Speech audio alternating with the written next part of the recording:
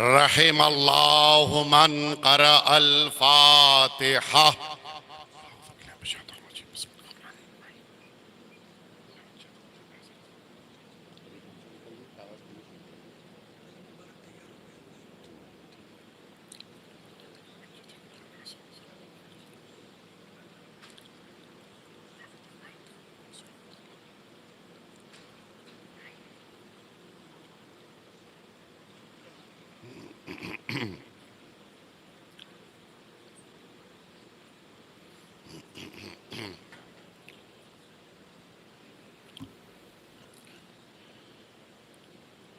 ला हौला वला कुव्वता इल्ला बिल्लाह अल अलीय्यिल अज़ीम।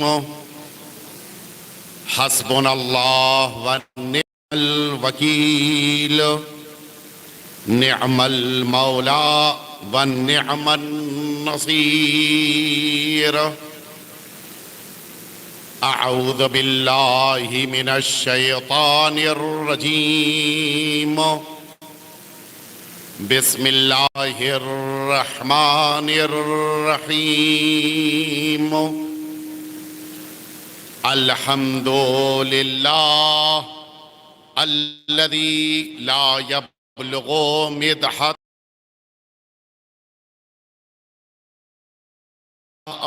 आदून वला युअद्दी हक़्क़हुल मुज्तहिदून। सुम्मस्सलातु वस्सलाम वत्तहिय्यतु वल इकराम अला सय्यदिल अंबियाई वल मुरसलीन सय्यदिना व मौलाना अबिल कासिम मुहम्मद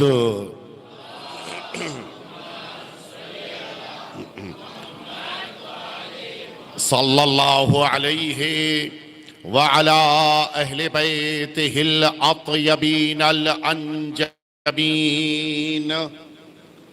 अल्लज़ीना अज़हबल्लाहु अन्हुमुर रिज्स व तह्हरहुम तत्हीरा।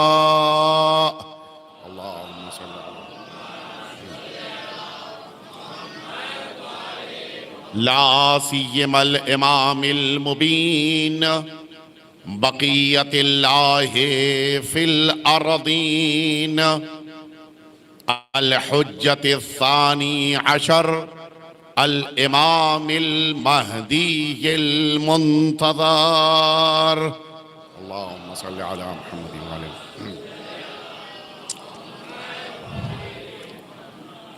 अरवाहुना व अरवाहुल आलमीना लितराब मक़दमिहिल फ़िदा अज्जलल्लाहु तआला फ़रजह वल्लअनतु दाइमतुल बाक़िया अला अअदाइहि व अअदाइहिम अजमईन।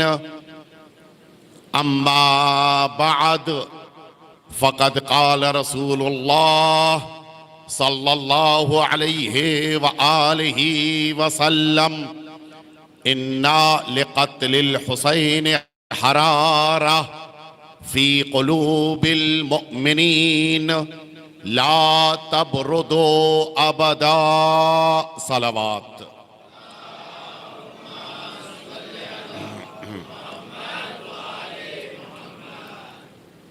अज़ीज़ान मोहतरम, पैगाम करबला को मुसलसल आप सुनकर अपने वजूद में उतारने के लिए कोशिश में मसरूफ़ हैं और इस आज़ादारी के ज़रिए से अपनी उस जिम्मेदारी को पूरा कर रहे हैं कि जिस जिम्मेदारी को अल्लाह ने आपके और हमारे कांधों पर करार दिया है। कल एक सवाल आपके सामने अर्ज किया गया और उसका पहला हिस्सा जवाब की शक्ल में आपके ज़हनों तक पहुंचा। उसी का दूसरा हिस्सा आज मुझे आपके सामने अर्ज करना है। जिनके जहनों में कल का सवाल महफूज है, उनके लिए तो जरूरत नहीं है, लेकिन जिनके जहन अभी उस चीज को याद न रख पा रहे हों या आज की इस मजलिस से नए जुड़ने वाले अज़ादार भी हों, तो उनके लिए दोबारा अर्ज कर दूं कि कल मैंने अर्ज किया था कि आका इमाम हुसैन सलवातुल्लाहि व सलामुहु अलैहि से मांगना और उनकी बारगाह में दुआ करना, क्या ये शिर्क है या ये शिर्क नहीं है?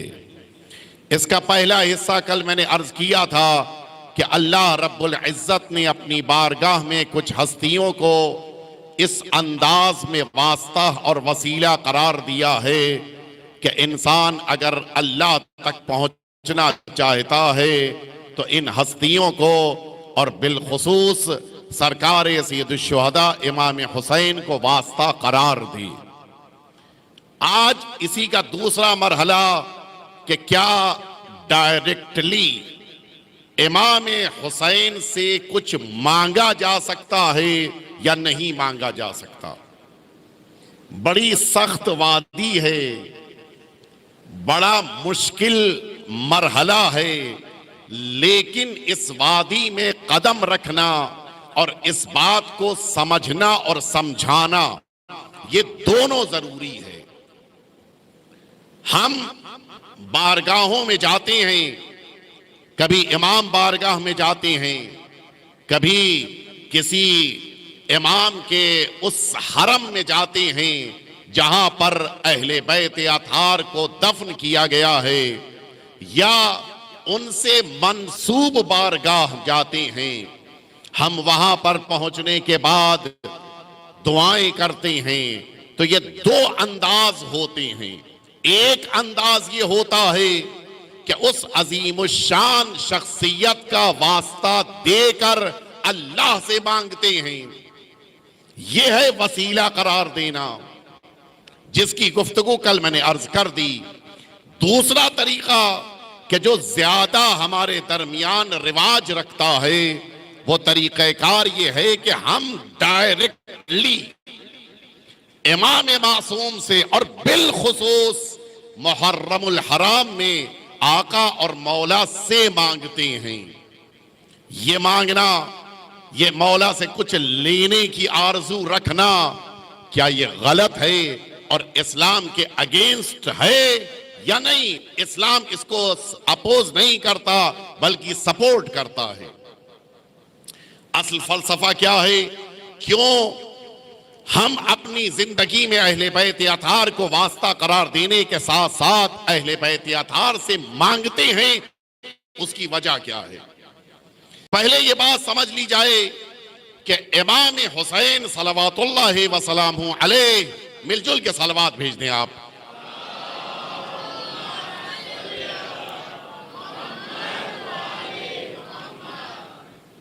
मौला से सिर्फ हम और आप ही मांग नहीं रहे हैं। फिर से मैं दोहरा दूं, सिर्फ ऐसा नहीं है कि अज़ादार इमाम हुसैन से मांग रहे हैं, बल्कि इमाम हुसैन की बारगाह में वो भी मांग रहे हैं कि जिन्हें बज़ाहिर कुछ मांगने की जरूरत नहीं है। शायद आपके जहन मुतवज्जे हो गए। मैंने एक रवायत उस दिन पढ़ी थी, आज उसी रवायत को मुकम्मल किए देता हूं। आपको याद होगा मैंने एक रवायत पढ़ी थी शबे जुमा, वो हमारे ब्रदर मीर साहब से मैंने वादा किया था और उसके बाद उस रवायत को पढ़ा था। वो रवायत क्या थी कि इमाम हुसैन की बारगाह में अंबिया और मलाइका ज़ियारत के लिए आ रहे हैं। याद आया? ये जो मैंने रवायत पढ़ी थी, इसी रवायत से बिल्कुल वाबस्ता एक और रवायत है कि जो बड़ी अहमियत रखती है, आपकी सुनी हुई है।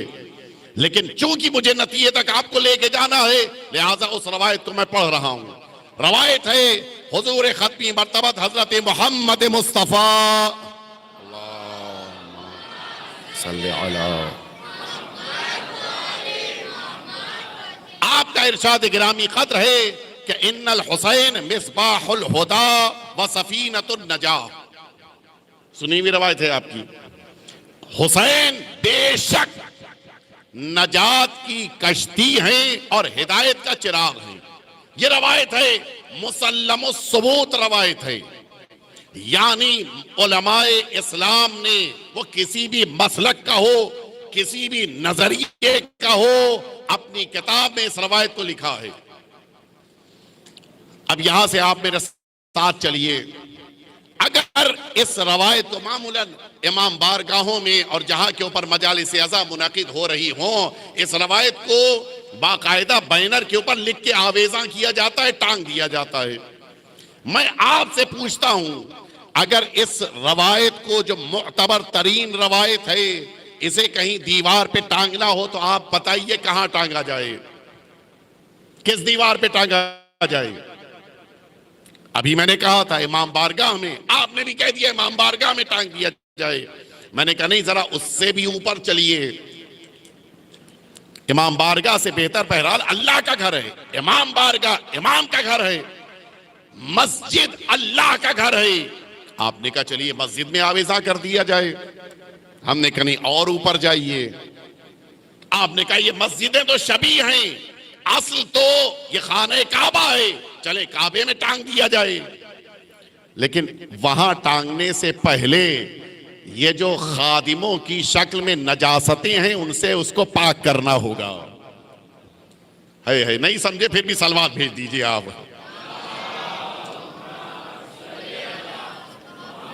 खाने काबा में टांग दिया जाए, आपने मशवरा दिया। मैंने कहा नहीं, उससे भी आगे बढ़िए। अब आपका क्या जवाब? उससे बेहतर कोई जगह आपके जहन में है किसी के जहन में? घबरा के आपने कहा कि अब आप ही आगे बढ़ जाइए। अब उससे आगे आप कहां जाएंगे, हम भी कहां जाएंगे? हमने कहा ये चलिए, देखिए ये रवायत कहां लिखी हुई है। हाँ, बहुत इंपॉर्टेंट ये बात होती है कि रवायत हम तक पहुंची किस तरह है। हमने कहा ये चलिए एक और बुलंद वादी कि जो इस काबे से भी अफजल, वहां लेके चलूं। कैसे जाएंगे वहां? आइए अपने उस रसूल के पीछे पीछे चलें कि जिस रसूल को अल्लाह रब्बुल इज्जत ने जमीन की वादियों से बुलंद करते हुए अपनी बारगाह में मिअराज पर बुलाया। अब तो जाहिर है कि न हम जा सकते हैं, न आप जा सकते हैं। वो वादी कि जहां जिब्रील अमीन ना आगे बढ़ पाए, वहां हम आप क्या जाएंगे? है या नहीं? ये अलग बात है कि जहां जनाब जिब्रील के कदम नहीं हैं, वहां तक मेरे मौला के कदम दिखाई दे रहे हैं। मिलजुल के सलवात भेज दें आप हजरात।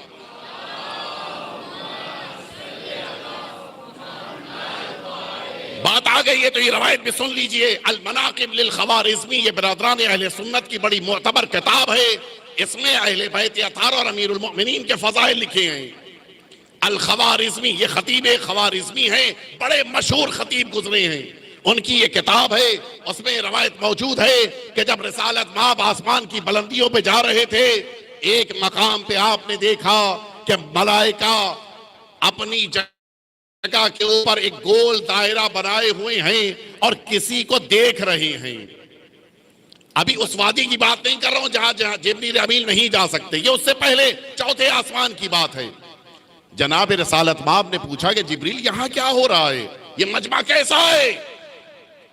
जनाब जिब्रील ने कहा या रसूल अल्लाह, आप खुद आगे बढ़ के देख लीजिए, मैं बताऊं इससे बेहतर है कि आप खुद जियारत कर लीजिए, आगे बढ़े। अब तो जाहिर है एहतराम रिसालत माब में ये मलाइका हट गए। अब जो देखा तो रिसालत माब को भी ताज्जुब। सरकार अमीरुल मोमिनीन हजरत अली इब्न अबी तालिब अलैहिस्सलातु वस्सलाम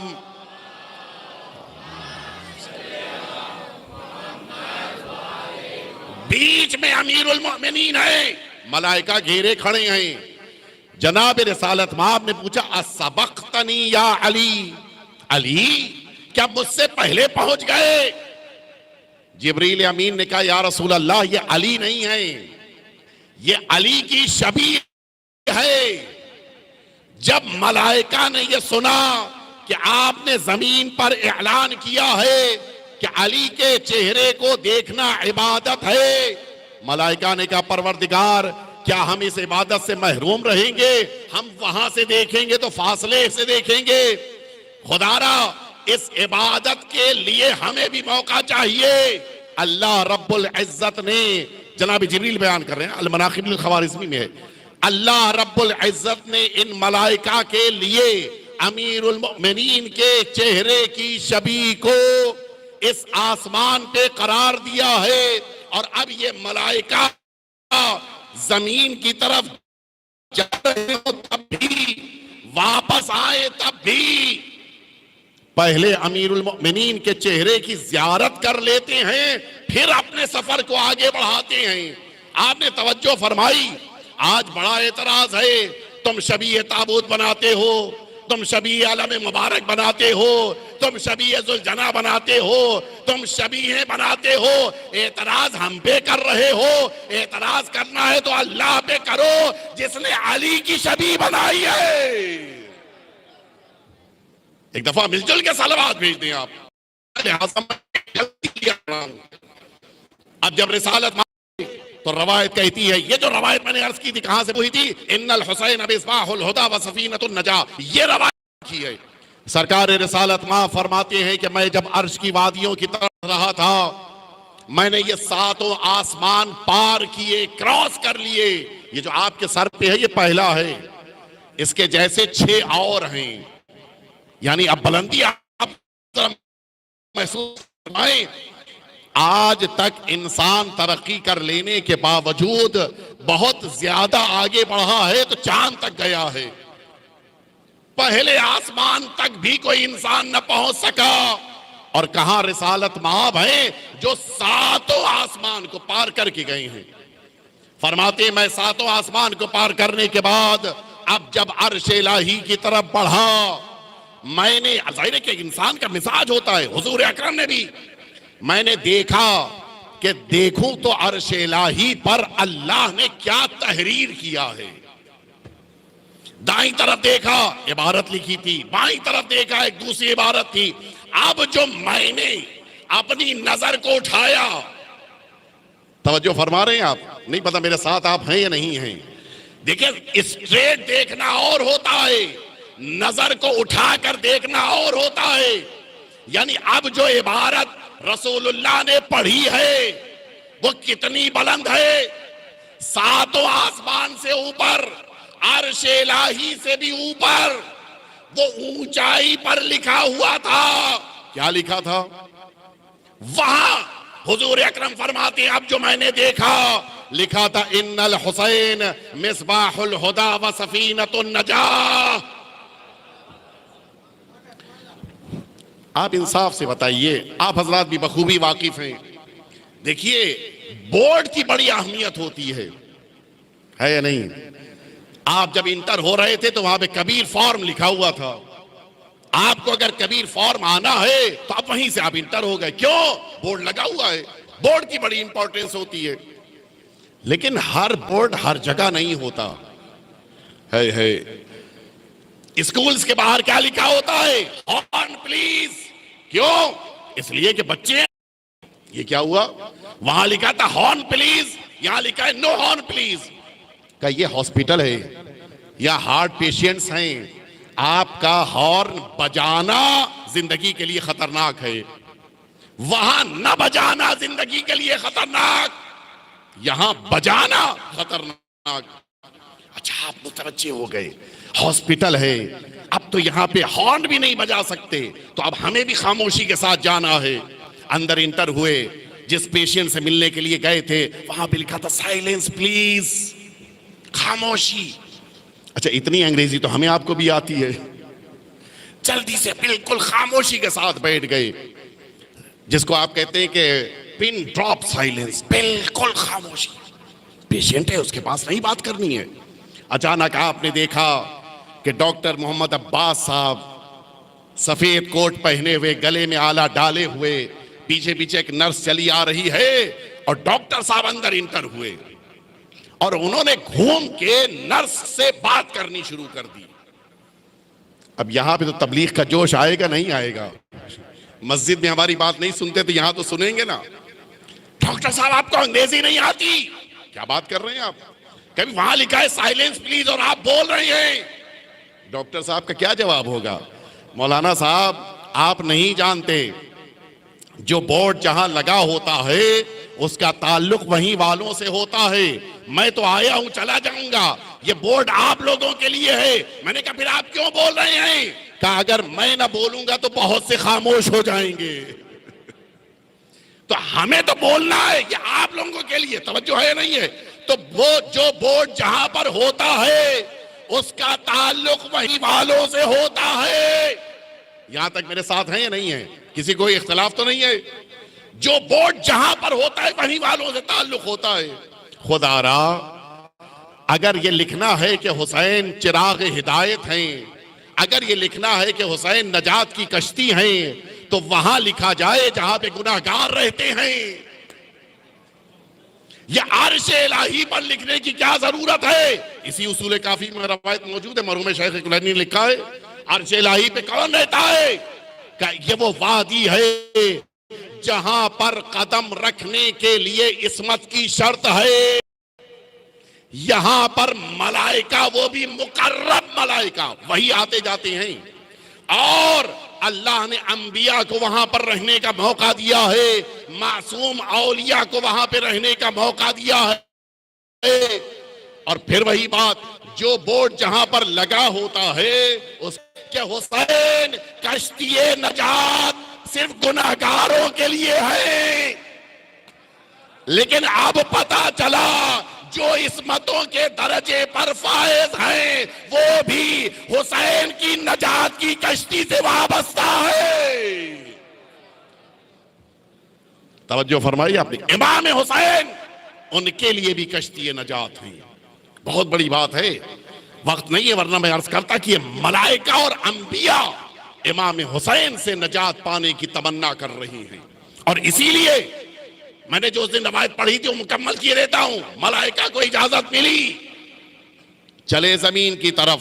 ये इत्तफाकन ये कामिल ज़ियारात में भी एक रवायत मौजूद है और मफातिहुल जनान अगर आपके पास मौजूद हो, मुहद्दिस क़ुम्मी अलैहि रहमत व रिज़वान ने इस रवायत को मफातिहुल जनान में भी लिखा है। मलाइका चले, इजाजत मिली है, जमीन की तरफ जा रही हैं। देखिए इमाम हुसैन से कौन कौन मदद ले रहा है, सुनेंगे आप। मलाइका जिस मौके के ऊपर जमीन की तरफ बढ़ने लगते हैं, अचानक हूर जो जन्नत की मखलूक है वो आकर कहती हैं इन मलाइका से कि जा रहे हो जमीन पे, हमारे लिए गिफ्ट क्या लाओगे? अब आप बताइए, अगर जमीन से आपको गिफ्ट भेजना हो तो क्या भेजेंगे आप? गिफ्ट की 3 शर्तें हैं, मैं जल्दी जल्दी अर्ज किए देता हूं। गिफ्ट, कभी आपने सुना है, आप हज़रात तो माशाल्लाह से गुजरात और दुबई का एक बड़ा गहरा रिश्ता है। कभी ऐसा हुआ कि कोई गुजरात से दुबई गया हो और वापस आते हुए उसने साथ में माचिस की तीली हो? चलो माचिस हम लोगों को बांटेंगे, जिसको देंगे वो कहेगा भाई तुम ही रख लो, जो तुम दुबई से लाए हो 50 पैसे की हमारे वहां मिल जाती है। तो पहली शर्त कीमती होना चाहिए, ठीक। दूसरी शर्त, जो बुजुर्गान हज पे उस जमाने में, अभी तो खत्म हो गया ये मसला, उस जमाने में बहुत ज्यादा था। अगर आप हजरात को याद हो 90s में, 95, 96, 97 में सऊदी अरबिया जो लोग जाते थे तो वहां से कपड़े खरीद के बहुत लाते थे, अच्छे लगते थे। लाए, एक खान कपड़ा ले आए, अब ला के उन्होंने बांटना, 5 मीटर इनको, 6 मीटर उनको, 8 मीटर उनको, सारे कपड़े बढ़ते गए। आखिर में जो कपड़ा बचा उसमें लिखा हुआ था ये टांडा टेरिकाट है। नहीं मुतवज्जे हुए आप? ये टांडा टेरिकाट इंडिया का बना, कहां पर? खंबात का अकीक और यमन का अकीक, ये दो अकीक बड़े मशहूर हैं। पहचान की निगाह चाहिए। आप गए ईरान से बड़ी मेहनत से महंगा खरीद लाए, यहां किसी जानकार को दिखाए कि अरे मियां क्या ले आए, ये तो यहीं गुजरात का था, यहीं आ गया। अब आप मुतवज्जे हुए। जब भी कोई गिफ्ट ले जाया जाता है तो यह जरूर देखा जाता है कि जहां जा रहा है वहां पर न मिलता हो, है नहीं दूसरी शर्त। वरना अगर यूं ही आप उठा ले गए तो फिर फायदा नहीं है। अगर इस जाविये से मैं आपसे पूछूं कि जन्नत की हूरों को आप गिफ्ट भिजवाना चाह रहे हैं, क्या भेजिएगा? अब बताइए क्या भेजिएगा? यहां मिलता हो वहां ना मिलता हो, ऐसा होना चाहिए। अच्छा, कीमती भी होना चाहिए, यूं ही कोई मामूली चीज ना हो। यहां से क्या भेजिए? दूध भेजिएगा। ये पानी मिला हुआ दूध जिसमें पता नहीं कि पानी ज्यादा है या दूध ज्यादा, वहां खालिस दूध की नहरें हैं। शहद भेजिएगा, ये मिलावटी, वहां असली शहद है। ये फ्रूट्स, ये ड्राई फ्रूट्स, ये सब यहाँ के कोई मुकाबला नहीं है वहां का। ये सूखे सूखे मुरझाए मुरझाए से ड्राई फ्रूट्स वहां असली है, हकीकी है। क्या भेजिएगा आप? इसी फिक्र में आप डूबे हुए हैं। और उधर मलाइका ने भी पलट के पूछ लिया कि होरो ठीक है, हम जा रहे हैं, वो भी जमीन से लेके आएंगे। तुम वहां पे आके बात कह दोगी लाए क्या, वो तो हमारे पास मौजूद है। होरों ने कहा, अब सुने आप, ऐसी कोई कीमती दौलत हो कि जो जमीन के पास हो, जन्नत के पास क्या चीज है? होरों ने कहा, जमीन की तरफ जा रहे हो, जब वापस पलटना तो रसूल के नवासे की कब्र मुबारक की खाक, जो खाक शिफा है, ये रवायत है, मैं अपनी तरफ से नहीं कह रहा हूं, ये हूर कह रही हैं, ये जो खाक शिफा है, इसको हमारे लिए हदिया और गिफ्ट के लिए लेके आना, इसलिए दौलत है जिसे अल्लाह ने जन्नत में नहीं जमीन पे रखा है। अब जरा मिलजुल के सलवात भेज दीजिए आप।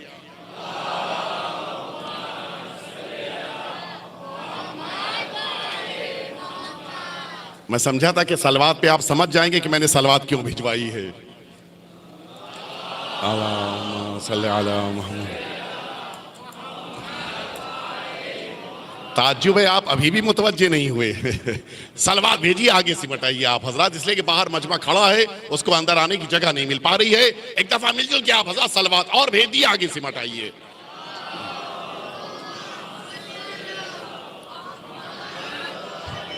अब ये आका से कौन कौन है जो ले रहा है? हमारी क्या हैसियत है? अंबिया इमाम हुसैन से ले रहे हैं, औसिया इमाम हुसैन की बारगाह में तलब कर रहे हैं। और आप सुनेंगे हदीस क्या थी, इन्नल हुसैन मिस्बाहुल हुदा व सफीनतुन नजाह, हुसैन कश्ती नजात है। सबने सुना? क्या छठे इमाम कश्ती नजात नहीं है? है ना? लेकिन उनके बारे में तो नहीं है।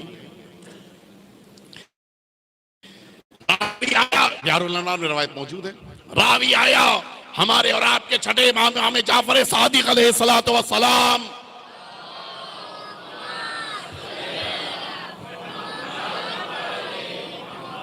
मौला की खिदमत में आया। मौला, आपके जद से एक रवायत वारिद हुई है, मैं उसकी तस्दीक चाहता हूं। बोलो कौन सी रवायत है? कि आपके जद ने फरमाया है कि हुसैन नजात की कश्ती हैं। है रवायत है? हाँ, मेरे जद ने फरमाया है, इसलिए कि वो अर्श से रवायत को देख के आए थे। उसने पलट के पूछ लिया, मौला आप कश्ती नजात नहीं है? कोई कह सकता है ये फिरका ही जाफरी है। छठे इमाम की बताई हुई शरीयत पे अमल करने की बिना पर हम नजात पा रहे हैं। मौला आप कश्ती नजात नहीं है। मौला ने फरमाया कुल्लुना सुफुन नजा, हम सब कश्ती नजात हैं। यहां पे लफ्ज नहीं है, लेकिन उसके जहन में यकीनन तसव्वुर पैदा हुआ, जो आपके जहन में भी आया होगा कि सब अगर कश्ती नजात हैं तो इमाम हुसैन के बारे में क्यों फरमाया कि वो कश्ती नजात हैं? मौला तो जहनों को जानते हैं, वो हम आप हैं कि दीवार के पीछे की खबर नहीं है। मौला को तो नस्लों की खबर होती है। मौला ने बरजस्ता कहा, फरमाते हैं कुल्लु नास, पूरी तवज्जो सुनिएगा, कुल्लु नास नजा वलाकिन सफीनतल हुसैन असरा, सब के सब अहले बैत कश्ती नजात है, लेकिन बकिया में और इमाम हुसैन की नजात की कश्ती में एक फर्क है। वो फर्क ये है, सब साहिले नजात तक पहुंचेंगी, लेकिन हुसैन उस कश्ती का नाम है जो सबसे पहले पहुंचती है।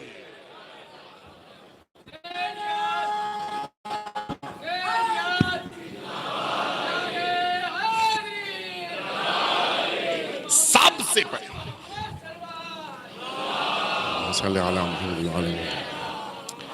सबसे पहले अगर कोई कश्ती नजात दिलाएगी तो वो इमाम हुसैन की कश्ती है। कहीं भी इंसान को 2-4 घंटे, 2-4 दिन, 2-4 साल बैठ के इबादत करनी है तब नजात मिलेगी। लेकिन ये अजीब बारगाह है, अभी अभी उधर से चल के इधर आया है। फरमाते हुर तुम दुनिया में भी आजाद, आखिरत में भी आजाद। अभी तो कुछ अमल भी नहीं किया है, लेकिन नहीं, हुसैन उस कश्ती का नाम है जो कदमों से लिपट गया। इमाम हुसैन फिर उसे छोड़ते नहीं है, वो भी भटक नहीं सकता है। अब आइए, मैं नतीजे तक आपको लेके आ गया। इमाम हुसैन कश्ती नजात हैं और इमाम हुसैन सब के लिए कश्ती नजात हैं। एक लफ्ज आपके जहनों के हवाले कर रहा हूं, अगर मुतवज्जे हो जाइएगा तो सलवात भेज दीजिएगा। जुमला सुनेंगे आप, दो मिलती है, तुम्हें भूख लगी है, इमाम हुसैन का दस्तरखान है, तबर्रुक मौजूद है। प्यास लगी है, इमाम हुसैन का दस्तरखान है, सबील लगी हुई है। हिदायत चाहिए है, इमाम हुसैन का दस्तरखान सजा है, हिदायत लेके जन्नत में जाओ। हर चीज मिलेगी, और इसीलिए तो वो इंसान इमाम हुसैन के दस्तरखान पे बैठता है सबसे ज्यादा। किसी के वालिद का इंतकाल हो गया तो मजलिस होगी, इमाम हुसैन की मजलिस होनी है। 40वां होगा, मजलिस किसी के लिए हो रही हो, नाम इमाम हुसैन की मजलिस का होगा। और इसीलिए कंडोलेंस मीटिंग करके जरा मजमा बुला के दिखा दीजिए तो जाने है आप मुतवज्जे नहीं हुए।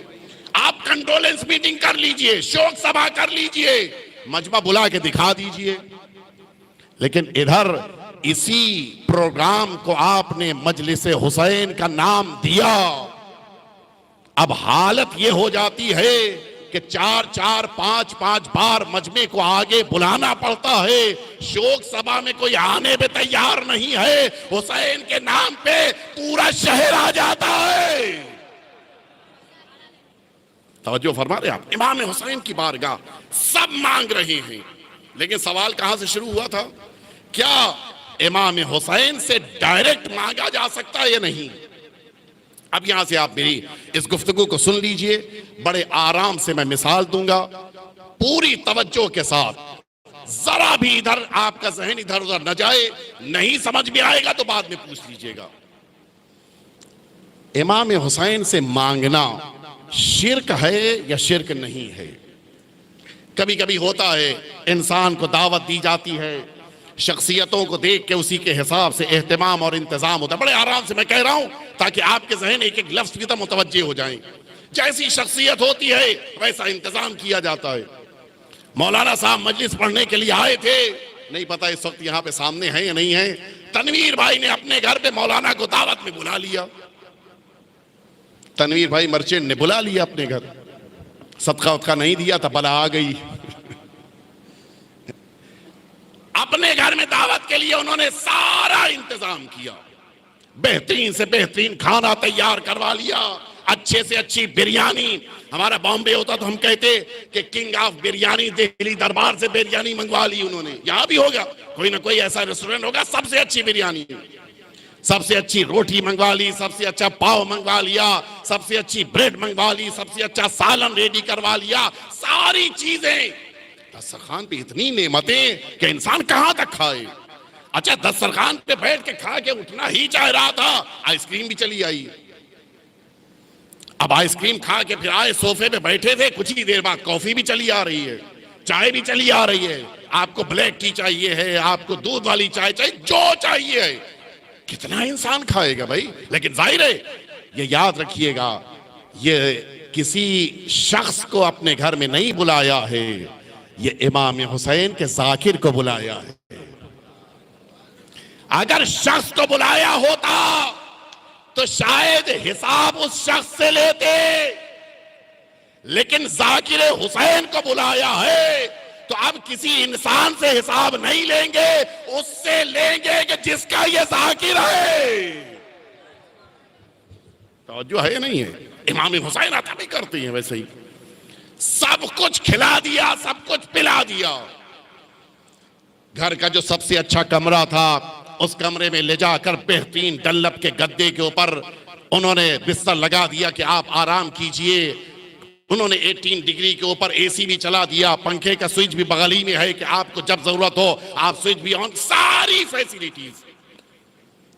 रात को बिस्तर के ऊपर, अब तो सही नींद आनी चाहिए, पेट भी भरा हुआ है, बिस्तर पे सो गए, लेकिन इस दस्तरखान पर सारी नेमतों के बीच में एक चीज रह गई थी।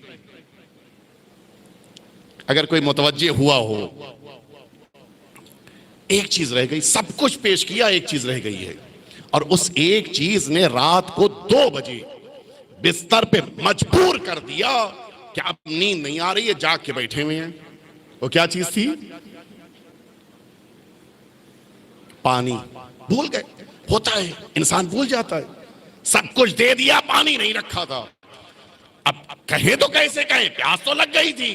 रात को 2 बजे बिस्तर पे मौलाना साहब तशरीफ फरमाए बैठे हैं, नींद नहीं आ रही है, इसलिए कि ये प्यास इंसान को सुकून नहीं लेने देती।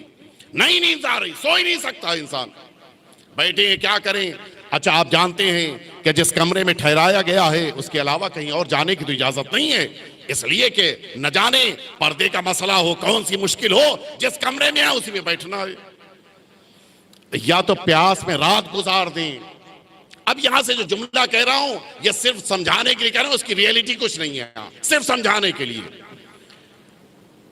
जो हमारे मेजबान थे, उनका एक पड़ोसी, बड़ा झगड़ा था, सिर्फ समझाने के लिए कह रहा हूं, कोई रियलिटी नहीं है इसकी, यहां कोई इसको हकीकत ना समझे। बड़ा झगड़ा था उस पड़ोसी से। अच्छा, वो पड़ोसी भी देख रहा है कि जाकिर हुसैन है, बार बार कह रहा था कि किबला हमारे घर आ जाइए, किबला हमारे घर में दावत पे आ जाइए।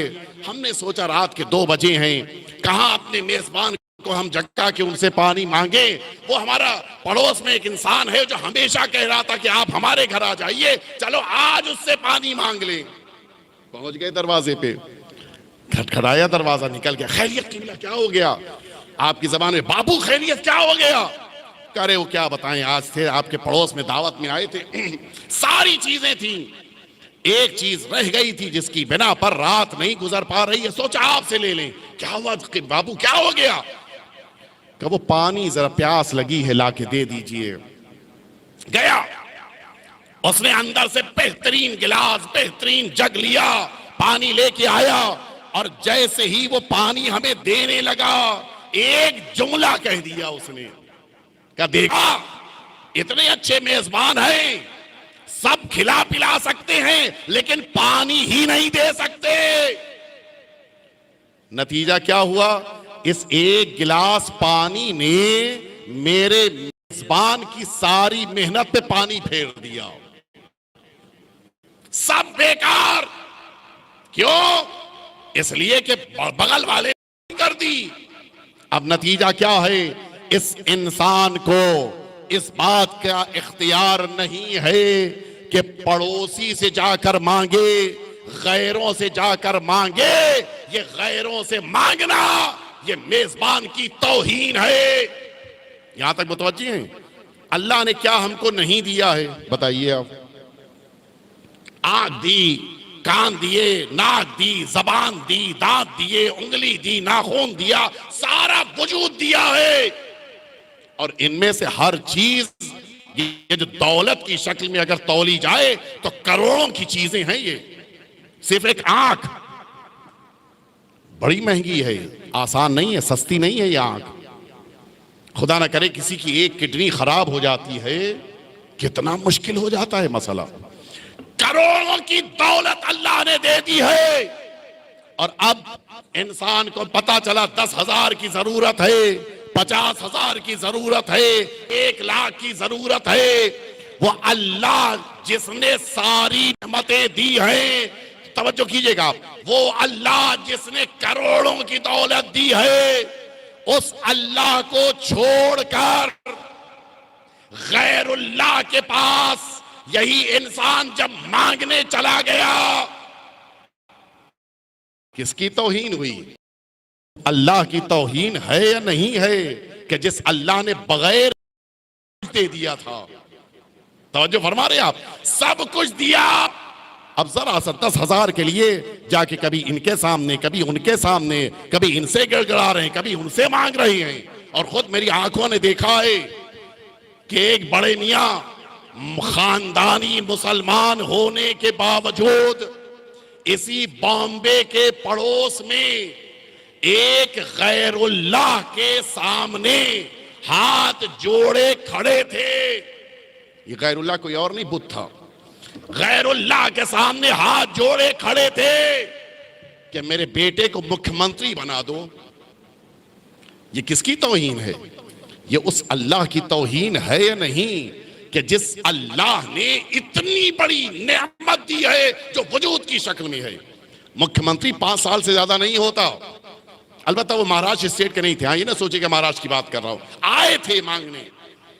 गैरुल्लाह के सामने हाथ फैलाना उस अल्लाह की तौहीन है जिसने सब कुछ दिया है।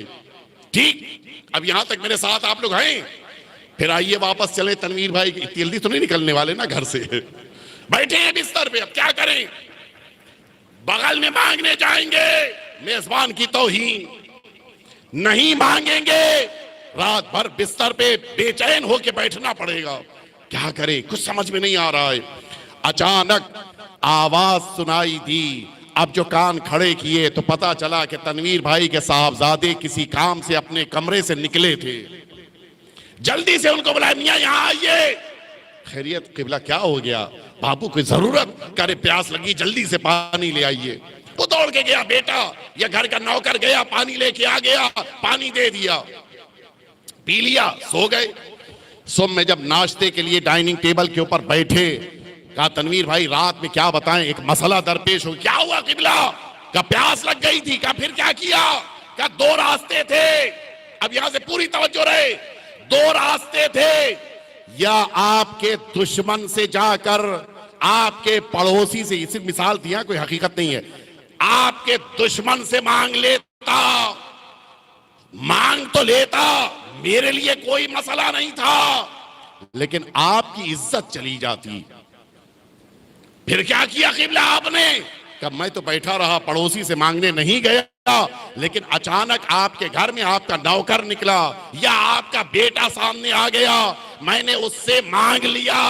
अब तो कोई मुश्किल नहीं है। हमारे मेजबान ने कहा कि किबला इसमें कोई मसला ही नहीं है। मैंने तो खुद ही अपने बेटे से कह रखा था कि अगर किबला को कोई जरूरत हो तो जरूरत को पूरा कर देना। अब आप मुतवज्जे हुए, गैरों से मांगना और होता है, घर वालों से मांगना और होता है। अब जुमला के हवाले कर रहा हो, इस पूरी कायनात का मालिक अल्लाह है। कुछ मांगना है तो या साहिबे बैत से मांगो या अहले बैत से मांग लेना।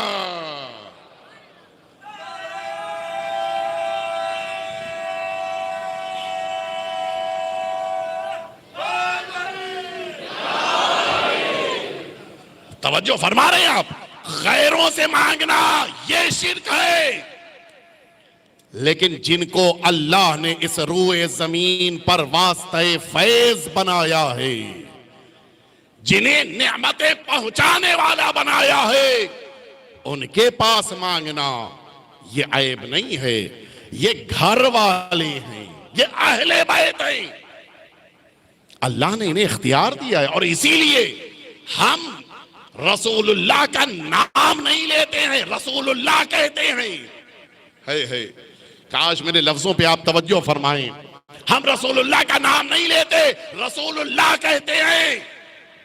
हम हुज्जतुल्लाह कहते हैं, हम वलीउल्लाह कहते हैं, हम अल्लाह का नुमाइंदा मानते हैं। आप समझे, हम जब इनसे मांग रहे होते हैं तो ये सोच के मांगते हैं ये अल्लाह के वली है, ये अल्लाह की हुज्जत है, ये अल्लाह के नुमाइंदे हैं। इनसे मांगना यानी अल्लाह से मांगना है।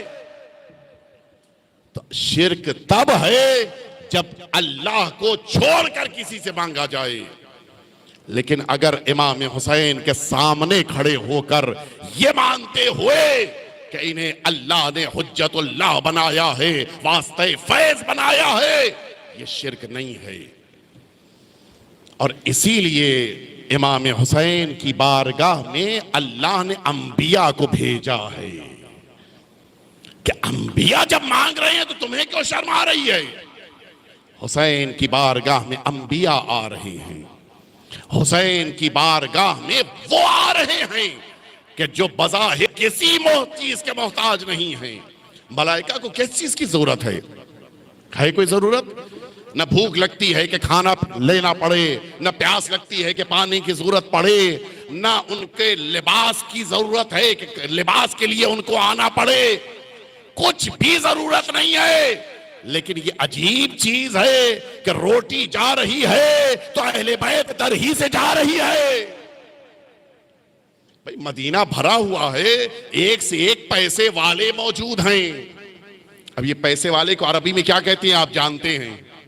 एक से एक पैसे वाले मौजूद हैं। अरे मलाइका अगर मांगना ही है तो उन लोगों के दरवाजों पे चले जाओ जिन्होंने बाग़े फिदक को मुस्तकबिल में खा लिया है। ये उनके दरवाजे पे क्यों आ रहे हो जहां पर फाके होते हैं, जहां पर भूख है, प्यास है। मलाइका कहेंगे हम भी अरे गैरों से नहीं मांगते हैं। और इसीलिए इमाम हुसैन की बारगाह में आ रहे हैं ये मलाइका। और फिर मैं अर्ज करूं, कल मैंने एक वादा किया था और उस वादे को जल्दी से पूरा करके अपनी मंजिल को मुझे तय करना है। एक वाकया जो कल मैंने अर्ज किया था वो इसी शहर मुंबई में बांद्रा में मैंने मिंबर से बयान किया। और जब मैं मिंबर से उतरा तो एक मर्द मोमिन ने एक ऐसा वाकया मुझे बताया कि जो वाकया मेरे लिए तो बहुत बड़ा दर्स था।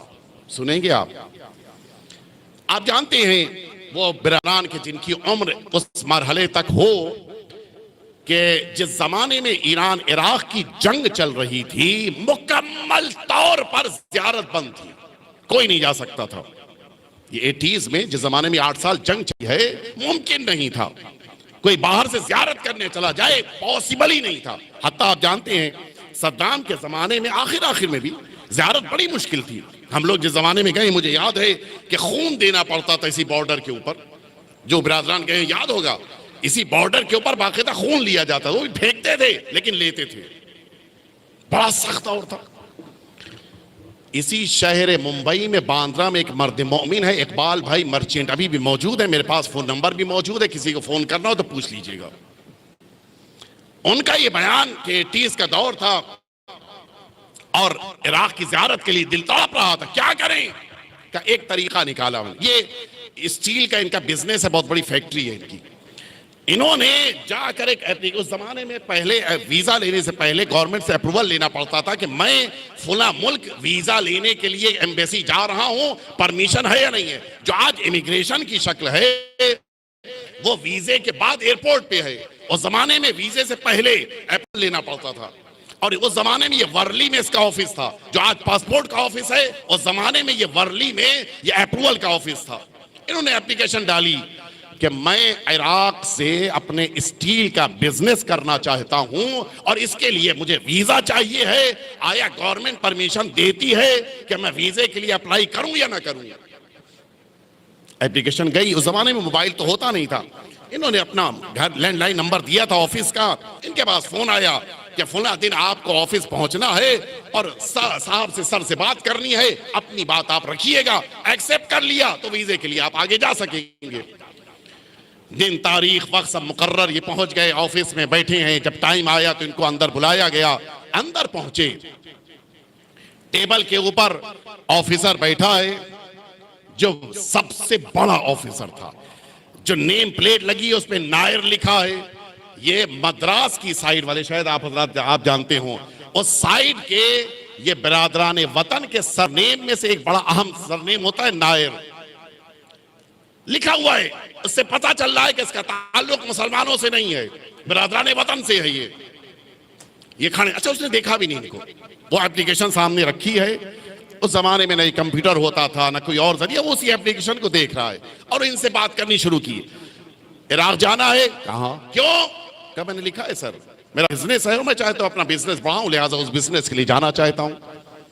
उसने क्यों जाना चाहते हो? कब बिजनेस के लिए? क्या तुम्हें नहीं पता है कि वहां की गवर्नमेंट की तरफ से टेंडर निकलता है और गवर्नमेंट लेवल के ऊपर ही बिजनेस हो सकता है और कोई ऑप्शन नहीं है। तुम पर्सनली जाकर किसी भी वहां की कंपनी से बात कर लो या किसी भी इंसान से बात, कोई फायदा नहीं है जब तक कि वहां की गवर्नमेंट ना तुम्हें कॉल करे। फायदा नहीं है, टेंडर निकलता है। का सर एक बार मुझे अपना लक तो इस्तेमाल करने दी, शायद हो सकता है कि मेरी किस्मत जाग जाए, मेरा काम हो जाए। कभी मैं कह रहा हूं कि वेस्ट ऑफ मनी है, तुम जाओगे इतना पैसा लगाओगे वापस आना पड़ेगा, कोई फायदा नहीं है, इसलिए कि होता ही नहीं है, ये काम पॉसिबल ही नहीं है। इसने कहा सर एक बार तो मुझे चांस लेने दीजिए। ठीक है, पैसा ही वेस्ट होगा, मैं पैसा वेस्ट हो जाने दिए, मुझे जाने तो दीजिए। अचानक उसने अपना सर उठाया, जो टेबल पे अभी तक एप्लीकेशन को देख रहा था, अचानक सर उठाया और उठाने के बाद मेरी तरफ चेहरा करके कहता कि आर यू शिया? क्या तुम शिया हो? इन्होंने कहा, इकबाल भाई मर्चेंट ने कहा कि देखिए सर मुझे वीजा लेना है, मैं बिजनेसमैन हूं, मैं शिया हूं, मुस्लिम हूं, नॉन मुस्लिम हूं, नॉन शिया, क्या रिलेशन इसका? कहा नहीं, तुम जो इतना ज्यादा इसरार कर रहे हो इसके माना यह है कि तुम बिजनेस करने नहीं जा रहे हो, तुम किसी और काम से जा रहे हो। क्या सर अच्छा ठीक है, आपको यही लगता है तो आप अब अप्रूवल दे दीजिए, मुझे उसी काम को कर लेने दीजिए। का एक शर्त के ऊपर मैं तुम्हें इराक जाने की परमिशन दूंगा, तुम्हारी इस एप्लीकेशन पे साइन करूंगा। अच्छा आप जानते हैं कस्टम्स वाले या पासपोर्ट ऑफिस वाले या इस तरह के इमिग्रेशन वाले अगर ये कोई डिमांड रखते हैं तो छोटी मोटी डिमांड नहीं होती कि 100 रुपए और 150 रुपए में काम हल हो जाए। वो चौराहे के ऊपर आपकी हेलमेट का मसला नहीं है कि पुलिस वाले ने 200 रुपए लेके आपको छोड़ दिया। ये भी बड़ी डिमांड करते हैं, ये छोटी मोटी डिमांड नहीं होती। क्या मेरी एक शर्त है, तुम्हें वो देना होगा तब जा सकते हो। अब जाहिर है कि कैसे ये हिम्मत करे, बहुत बड़ी कोई डिमांड आने वाली है। क्या सर आप बता दीजिए कि क्या आप चाहते हैं और फिर उसके बाद मैं सोचूंगा, अगर मेरे लिए पॉसिबल होगा तो मैं आपसे फिर रिक्वेस्ट करूंगा। क्या नहीं, मैं जो तुमसे मांग रहा हूं वो तुम्हारे लिए पॉसिबल है? अच्छा मेरे लिए पॉसिबल है, आपको यकीन है? कहा तुम्हारे लिए बिल्कुल पॉसिबल है, तुम बस हाँ कह दो मैं साइन कर दूंगा। क्या सर फिर भी आप बता दीजिए? क्या नहीं, पहले तुम वादा करो कि दोगे। क्या अच्छा ठीक है, मैं वादा करता हूं, आप साइन करें, आप बताइए। साइन की उन्होंने। सुनेंगे आप? उन्होंने कहा मैं जानता हूं कि तुम इराक जाओगे तो सीधे तुम करबला जाओगे,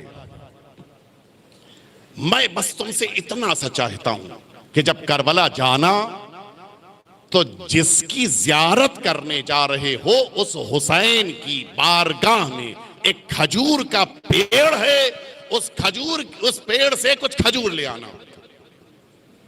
अच्छा आपसे अगर कोई यहां पे कहता है कि मसलन इराक से फुला चीज ले आएगा, आप कहते हैं ले आऊंगा। इसने कहा सर आप साइन कर दिए हैं, आप जितनी कहिए मैं करबला से खजूर ला दूंगा आपके लिए। खजूर कौन सी मुश्किल चीज है? क्या नहीं, हर खजूर नहीं, जो हुसैन के हरम में खजूर का पेड़ है मुझे उसी की खजूर चाहिए। ये समझ गया, ये जानते। अच्छा उस जमाने में था, ये 2002 तक रहा ये पेड़, उसके बाद ये सूख गया था जिसको काट दिया गया है, अब नहीं है। ये पहले था, जो बरादरान उस जमाने में गए उन्होंने देखा होगा इमाम हुसैन के हरम में खजूर का पेड़ था। ये समझ गया कि ये जानते हैं। क्या सर मैं ले आऊंगा, आपकी यही शर्त है, मैं ला दूंगा, बताएं क्या करेंगे आप उस खजूर का? क्या मैं खाऊंगा? आपको कैसे पता कि वहां पे खजूर का पेड़ है? सुनेंगे आप उस नायर का जवाब का आज मेरे पास जो कुछ है वो इसी इमाम हुसैन की बिना पर है। अच्छा, ये जुमला मैंने कहा तो आपको ताज्जुब नहीं हुआ? एक हिंदू मजहब का इंसान कह रहा है, आप तो ताज्जुब वाली। आप कह रहे हैं कि जो कुछ भी आपके पास, कहां जो कुछ भी मेरे पास है। क्या सर बताइए बात क्या है? क्या तुम्हें नहीं पता है? मैं कुछ दिनों पहले तक इसी इराक में इंडियन एम्बेसी में जॉब करता था। गवर्नमेंट तरफ से भेजा गया था, जाहिर है कि गवर्नमेंट सर्वेंट था। मुझे एम्बेसी में जॉब के लिए भेजा गया था और मैं एम्बेसडर के बाद की पर्सनालिटी था, बड़ी इंपॉर्टेंट। ऑफिस जाता था, इराकी आते थे, बात करते थे, जिसको वीजा चाहिए वो वीजे के लिए अप्लाई करते थे, मैं उनसे बात करता था, उसके बाद वीजा देता था और आना जाना सब कुछ होता था। मैं बड़ा खुश था कि एम्बेसी में काम करने वाला, सैलरी भी ज्यादा होती है, फैसिलिटीज भी होती है, बंगलो भी होता है, सारी सहूलतें का। लेकिन एक मेरे घर में ऐसी बेरौनकी थी कि जिसकी बिना पे मेरे घर में सब कुछ होने के बावजूद ऐसा लगता था कि कुछ भी नहीं है। मेरे पास सब कुछ था लेकिन औलाद नहीं थी। और इसी बिना पे ऑफिस आके मैं बैठता था, का एक इराकी जवान था कि जिसको ट्रांसलेटर के तौर पे जॉब पे रखा गया था। वो अंग्रेजी भी जानता था, इराकी था, लिहाजा इराकी भी जानता था, अरबी भी जानता था। उसका काम यह था कि कोई एप्लीकेशन आए तो ट्रांसलेट करके हमें समझाए, जो हम जवाब दें वो ट्रांसलेट करके इराकी को बताए, उसका बस यही काम था। वो अक्सर मेरे केबिन में आता था और देखता था कि मैं सर झुकाए बैठा हूं, तो मुझसे अक्सर कहता था कि सर क्या हो गया आपको, क्यों चुप बैठी हैं? मैं कहता था मेरा पर्सनल मैटर है, तुमसे कोई रिलेशन नहीं। तुम अच्छा होता भी है, मामूलन जो बॉस लेवल की होती हैं वो वर्कर से बहुत ज्यादा घुलना मिलना पसंद नहीं करती। कहा मैं बिल्कुल उसको कुछ बताना ही नहीं चाहता था। एक दिन वहां के सामने खड़ा हो गया, सर आप बताइए बात क्या है? भाई तुमसे क्या ताल्लुक है? मेरा पर्सनल मैटर। सर कुछ तो बताइए। कहते हैं ये नायर के इकबाल साहब आपको नहीं पता है, न जाने उसने किस मोहब्बत से कहा कि मैंने कहा ठीक है मैं तुम्हें बताता हूं कि मेरे घर में औलाद नहीं है और मैं अमेरिकन एम्बेसी में रह चुका हूं, रशिया की एम्बेसी में रह चुका हूं, लंदन में रह चुका हूं, सारी जगहों पे मुझे भेजा जाता था गवर्नमेंट की तरफ से, और जहां जाता था वहां के बेस्ट डॉक्टर से मुलाकात करता था और सबने कह दिया था कि आपके वहां औलाद नहीं हो सकती। उस इराकी जवान ने जब ये सुना तो उसने बरजस्सा कहा सर बस इतनी सी बात है। कहते हैं नायर साहब कि इकबाल साहब उसने जब ये जवाब दिया तो बाकायदा मुझे गुस्सा आ गया कि जिसको तुम मामूली समझ रहे हो वो मेरी जिंदगी का सबसे बड़ा मसला है। कसर हो सकता है आपके लिए मसला हो, हम इराकियों के लिए कोई बड़ी बात नहीं है। क्यों? क्या इसलिए कि हम इराकियों के पास एक ऐसा डॉक्टर है कि जो तब इलाज करता है जब सारी दुनिया के डॉक्टर ना कह देते हैं। अच्छा अभी भी पुराना 80s में तो पता नहीं कितना पीछे रहा होगा, अभी भी इराक बहुत ज्यादा डेवलप्ड कंट्री नहीं है, स्पेशली मेडिकल साइंस में। कहते हैं नायर साहब कि मैंने बड़े ताज्जुब से पूछा अच्छा तुम्हारा इराक इतना डेवलप्ड हो गया? अच्छा मैं तो एम्बेसी में था, मुझे पता था कि यहाँ की पोजीशन क्या है। जब अमेरिका के डॉक्टर कह चुका है कि फायदा नहीं है, जब लंदन का डॉक्टर कह चुका है कि औलाद नहीं होगी, तो यहाँ तुम्हारे वहां कोई डॉक्टर मौजूद है? हो ही नहीं सकता। क्या सर आपको नहीं पता है? आप एक बार ट्राई तो कर लीजिए, शायद हो सकता है कि आपको भी औलाद मिल जाए। कहाँ है? क्या इसी बगदाद से कुछ 100-150 किलोमीटर के पास में एक शहर है जिसका नाम करबला है। इस करबला में हमारा सबसे बड़ा डॉक्टर है, उसका नाम हुसैन है। आप बस चले जाइएगा और खाली हाथ वापस नहीं आइएगा। बड़ा ताज्जुब। अच्छा पहला सवाल यही होता है। मैंने पूछा अच्छा बताओ कौन कौन से डॉक्यूमेंट्स ले जाने होंगे, कौन कौन से चेकअप की रिपोर्ट ले आने का? कुछ नहीं ले आना है। फिर का वहां जाके आपको कुछ कहना भी नहीं पड़ेगा, आपको वहां जाके कुछ कहना भी नहीं है। क्या बड़ा ताज्जुब हो रहा था, इतना तो कोई डेवलप्ड डॉक्टर नहीं मैंने सुना न था कि जो बगैर मुंह से कुछ कहे हुए बीमारी को समझ ले। ये हो ही नहीं सकता था। क्या करना है कि आपका जो ऑफ डे होगा, फ्राइडेज ऑफ डे था, क्या जब आपका ऑफ डे होगा आप बिल्कुल नहा धो के तैयार हो जाइएगा, मैं आपको लेके चलूंगा।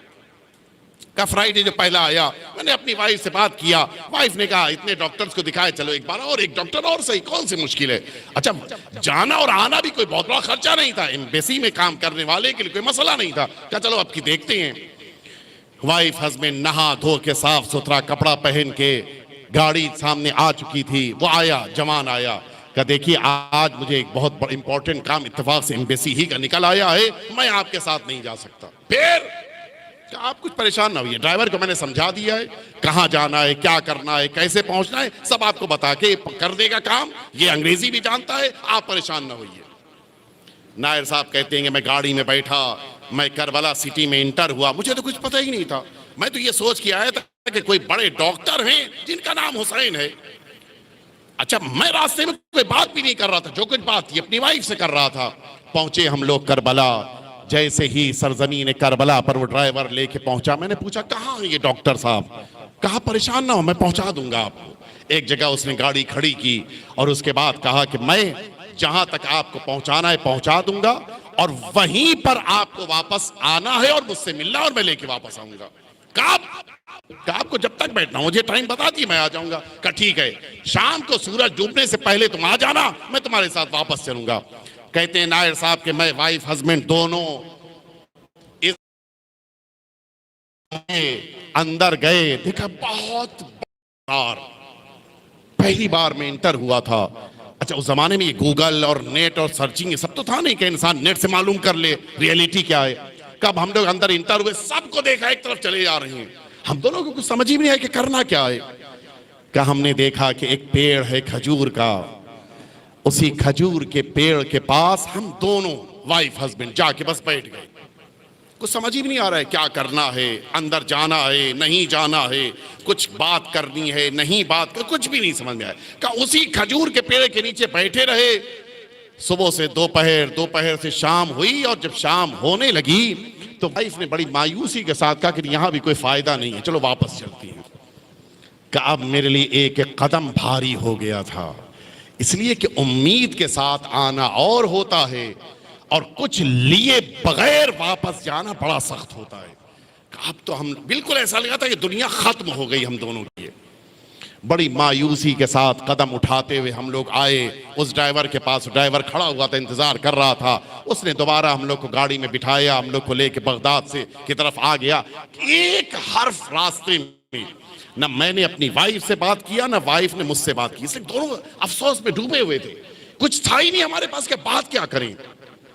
कब बात आई गई हो गई, फिर वही रूटीन मेरा कि ऑफिस में आकर बैठना और गम के साथ बैठना और फिर अंदाज वही। और वो जवान आके मुझसे पूछता था कि एक दिन उस जवान ने मेरे चेहरे की मुस्कुराहट को देखकर पूछा कि सर खैरियत तो है, क्या बात हो गई। कि जवान तुझे नहीं पता है, 24 साल की शादी के बाद आज पहली बार मेरी वाइफ ने बताया है कि वो कुछ दिनों के बाद मां बन जाएगी। तवज्जो फरमाई आपने। और कहता है कि वो तारीख और तकरीबन 9 महीने गुजरे थे, मेरे घर में एक बच्चा बेटा पैदा हुआ। मैं हिंदू मजहब का होने के बावजूद अपने इस बेटे का नाम मैंने हुसैन रखा है। एक दफा मिलजुल के सलवात भेज दें आप।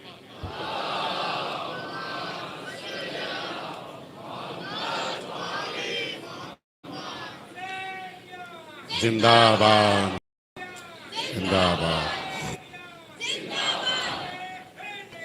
या अली। आपने तवज्जो फरमाई, इमाम हुसैन की बारगाह से आज भी अता किया जाता है। एक गैर को इमाम हुसैन अता कर रहे हैं, क्या अपनों को अता नहीं करेंगे। मांगने का अंदाज चाहिए, क्या लेना है ये इंपॉर्टेंट है, वहां अहमियत नहीं रखता है। बात खत्म हो गई, 2 मिनट की एक मिसाल बात खत्म किए देता हूं। बाहर सबील लगी हुई है, यहां का तरीक़ाकार मामूलन आपके ज़हनों में है, इराकियों का तरीक़ाकार अलग होता है। वहां पर शुमार करके नहीं दिया जाता, जिसकी जितनी जरूरत है ले जाए। देखा है नहीं देखा है आपने, नजफ से करबला के रास्ते में देख लीजिए, जितना खाना है ले लीजिए आप, जितना पीना है ले, वहां कोई रुकावट नहीं है, सभी लगी है। ऐलान हो गया कि जिसको जितना ले जाना है ले जाए। अब जाहिर है कि कोई तैयारी करके तो नहीं आया सरखेज से कि यहां तक आते वक्त अपने साथ कुछ लेके जाना है तो कुछ लेके आए। क्या करे, उसने का डिस्पोजल गिलास रखा हुआ है, उसी में उसने भर लिया शरबत, लेके आगे बढ़ गया। एक दूसरे मर्द मोमिन ने कहा कि भाई देखो तुम्हारे पास ये जग मौजूद है, इस जग में शरबत भर के दे दो, मैं बाइक से जा रहा हूं, घर में शरबत खाली करूंगा, वापस आ जाऊंगा। तीसरे ने सोचा कि कितनी दूर है सरखेज, अभी दौड़ के जाता हूं, एक वहां से अपने घर से बर्तन लेके आ जाता हूं, शरबत भर के ले जाता हूं। गया जल्दी से दौड़ के एक बाल्टी ले आया, बाल्टी समझते हैं ना, बकेट क्या कहते हैं आप, क्या टब क्या कहते हैं आप, क्या, बहरहाल मैं नहीं सुन पा रहा हूं, जो भी कहते आप, वो डोल, अच्छा वो ले आया। और अब हाल ये है, एक गिलास में भर के शरबत ले जा रहा है, पूरी तवज्जो रहे, दूसरा जग में शरबत लेके जा रहा है, तीसरा बाल्टी में जो आपने कहा उस टब में लेके जा रहा है। और जब कबीर फार्म के बाहर निकले तो वो गिलास में शरबत ले जाने वाला उस बाल्टी में शरबत ले जाने वाले से कह रहा है, देखा सबील वालों ने मुझे कम दिया। वो बाल्टी वाला कहेगा, नादानी न करो, गलत बात न कहो, उन्होंने कम दिया नहीं है, तुमने कम लिया है। अब आप समझे, करबला में हुसैन की अता का भी यही हाल है।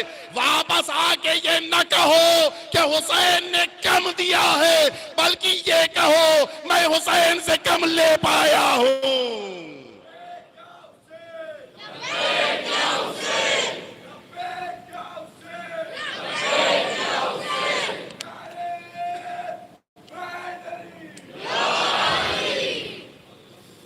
एक दफा मिलजुल के सलवात भेज दीजिए आप।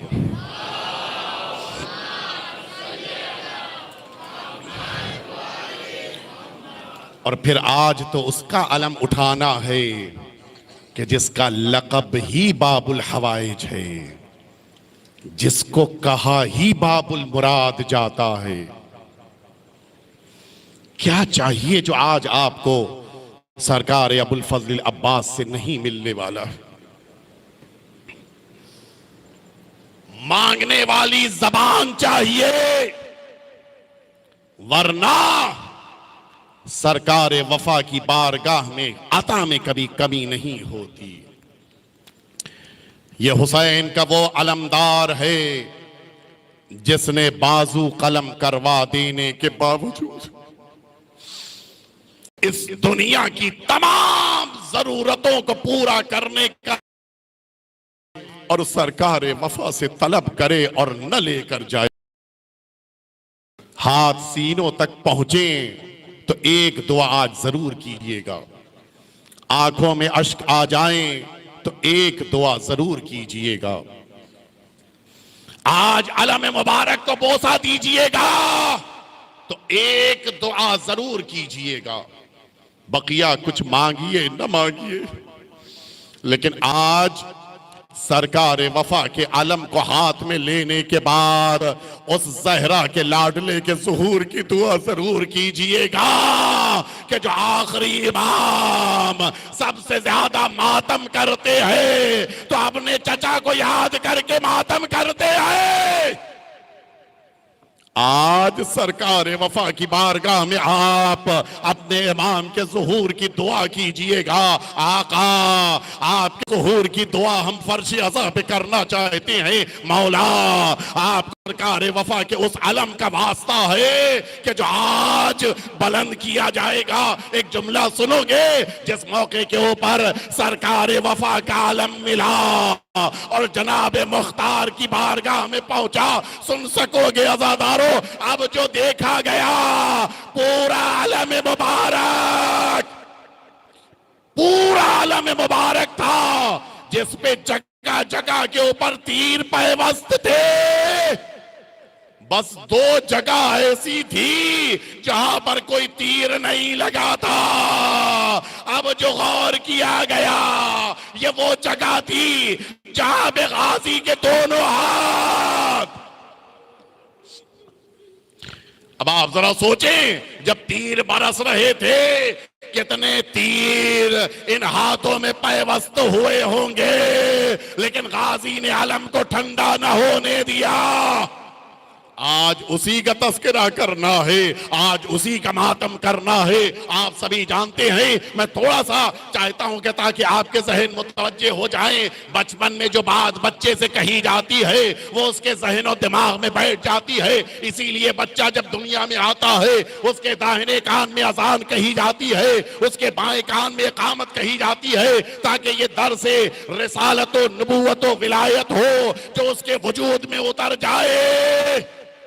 सुनोगे अज़ादारों, इसी मदीने तैयबा में जब अमीरुल मोमिनीन के दस्ते मुबारक में ये सरकार वफा आए, एक कान में अजान कही है, दूसरे कान में इकामत मेरे मौला ने कही, और इकामत कहते कहते मेरे आका की आंखों से अश्क जारी हो गए।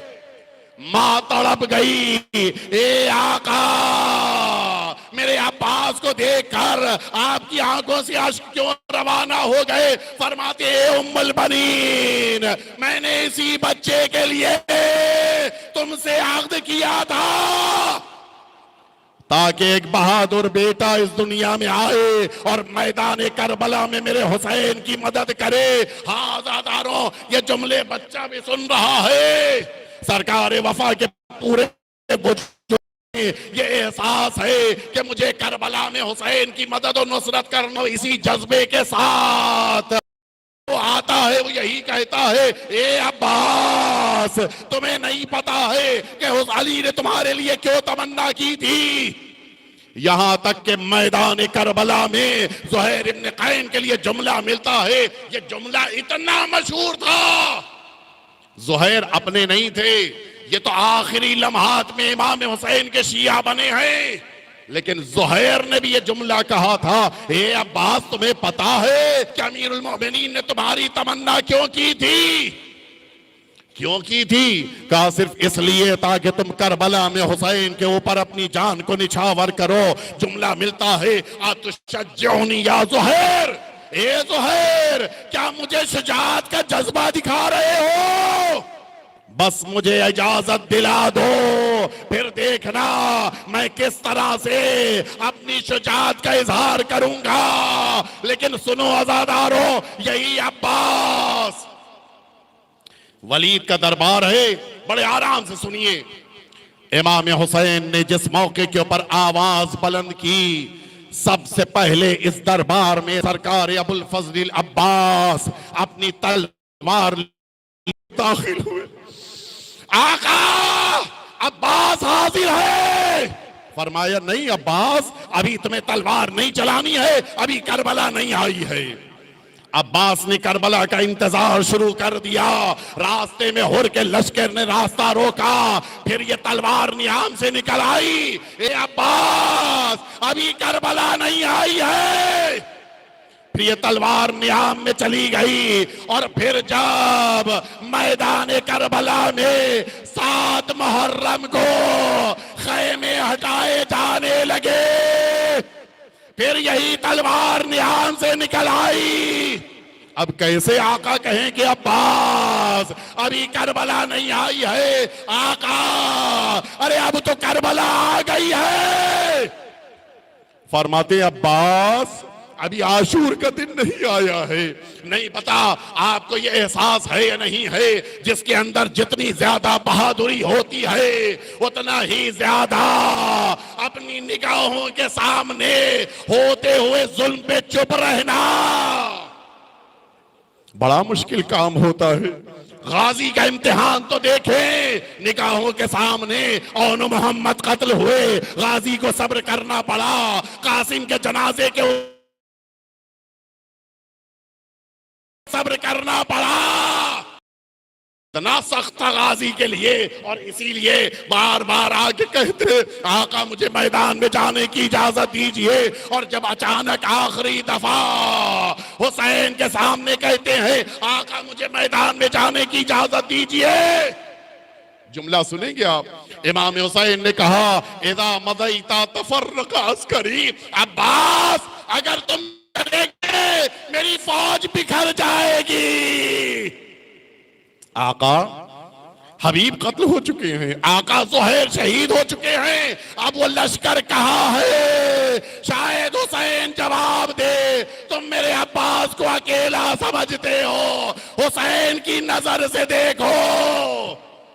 हुसैन की निगाह में अब्बास पूरा लश्कर है, और अब उसके बाद इजाजत दी है ये जुमला कहते हुए ए अब्बास जाओ, लेकिन शहादत से पहले इन बच्चों के लिए पानी का इंतजाम करो। मशकीज़ा उठाया, चलना चाहते हैं, ए अब्बास कहाँ जा रहे हो?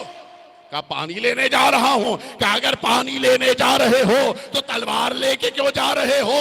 ये खंजर तुम्हारे साथ क्यों है? अब्बास जाना है तो तलवार को भी रख के आओ, खंजर को खेमे में रख के जाओ। अब्बास मैदान करबला की तरफ बढ़े, एक हाथ में परचम है, दूसरे हाथ में मशकीज़ा है। बाज रवायतों में है कि मशकीज़ा आलम मुबारक में आवेजा कर दिया था। गाजी मैदान करबला में आए, मुझे पूरा मक्तल नहीं पढ़ना है, लेकिन अब जब गाजी ने पलटना चाहा, बिखरी हुई फौज ने सिमट के हमला करना शुरू कर दिया। दाहिना बाजू कम हुआ, वल्लाह इनकता तुम यबीनी, मेरा बाया हाथ कलम कर देने के बावजूद ये न समझना कि मैं अपने आका को छोड़ दूंगा। और फिर जिस मौके के ऊपर बाया हाथ भी कलम हो गया, गाजी ने आलम को तो छोड़ दिया, मशकीज़ा लेके खैमे की तरफ बढ़ रहे हैं। सुनोगे आजादारों, दुश्मनों ने तीर बरसाने शुरू किए। गाजी के इस मशकीज़े के ऊपर अब जो तीर लगा, पानी ने बहना शुरू किया।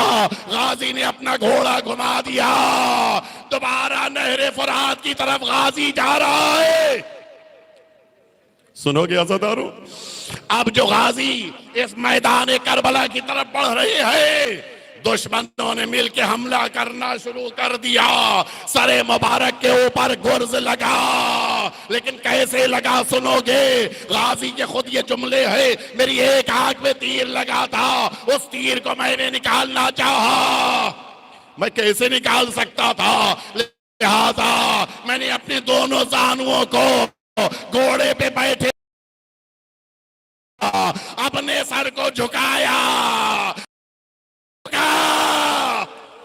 सुन सकोगे आजादारों, अब जो सरे मुबारक में गुर्ज लगा, गाजी जमीन करबला की तरफ चले। हर मुजाहिद जब बुलंदी से जमीन की तरफ आता है, अपने हाथों को जमीन तक ले जाता है। वो गाजी क्या करे जिसके दोनों बाजू कलम हो चुके हैं। हाँ, गाजी सर के बल जमीन करबला तक आए, हुसैन अपने खैमे से निकल चुके हैं। अलान इन कसरत ज़ाहरी, मेरी कमर टूट गई। हाँ दादारो, बस मजलिस मुकम्मल हो गई, अभी अलम मुबारक बरामद होगा। कल भी आपके सामने शबीहें आई थी, लेकिन जनाब आउन और जनाब मोहम्मद के जनाजे की शबी आई थी। परसों भी शबी आई थी, लेकिन जनाब होर और जनाब हबीब की शबीहें आई थी। और आइंदा आने वाले कल भी आपके सामने शबीहें आएंगी। जनाब कासिम का ताबूत होगा, जनाब अली अकबर का ताबूत होगा, लेकिन आखिर वजह क्या है कि गाजी का आलम तो आया है, लेकिन ताबूत की शबी नहीं है। वजह ये है करबला में हुसैन आलम लेके तो पलटे आए। आखिरी जुमला भी सुन लीजिए। वो क्यों, वजह क्या थी कि गाजी का आलम तो आया है लेकिन गाजी का जिस्म अतार। कई वजह बयान की गई है, एक वजह सुनोगे अज़ादारों, जब शहादत उज़्मा के बाद मैदान करबला में घोड़ों की नालबंदी की गई। सुनोगे अज़ादारों, कोई इस मैदान करबला में जनाजा बाकी नहीं बचा था, सिर्फ हुसैन का जनाजा और गाजी का जनाजा। शायद अब्बास ने इसीलिए वसीयत की थी, ए आका कहीं मेरी मां उम्मुल बनीन सैयदा फातिमा से शर्मिंदा न हो जाए, मेरे लाल का जनाजा पामाल हो रहा था और उम्मुल बनीन तुम्हारा अब्बास करबला में नहीं।